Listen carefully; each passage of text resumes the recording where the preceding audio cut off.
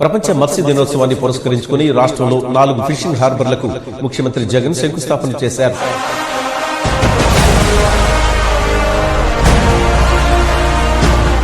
చువ్వల దిన్నకు సంబంధించి ఈ మధ్యకాలంలోనే కేంద్ర ప్రభుత్వంతోనూ నాబార్డుతోనూ మనం ఒప్పందం కూడా చేసుకోవడం జరిగింది. 1510 కోట్ల రూపాయలతో అంతర్జాతీయ ప్రమాణాలతో నెల్లూరు జిల్లాలో చువ్వల దిన్న, తూర్పు గోదావరి జిల్లాలలో ఉప్పాడ, గుంటూరు జిల్లా నిజాంపట్నం, కృష్ణా జిల్లా మచిలీపట్నంలో 4 ఫిషింగ్ హార్బర్ల నిర్మాణ పనులకు ఇప్పటికే రంగం సిద్ధం చేశాం.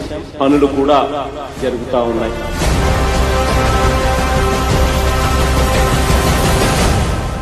ఇది చాలా హ్యాపీగా ఫీల్ అవుతున్నాం. ఇది ప్రౌడ్ ఫీల్ కూడా మాకు కూడా. మేము దీన్ని చాలా ఛాలెంజింగ్ చేసుకున్నాం. ప్రభుత్వ సహకారంతోనే దీన్ని కంప్లీట్గా మేము చేయగలిగాము. తొందరగా చేయగలిగాము 2 సంవత్సరాల్లోనే.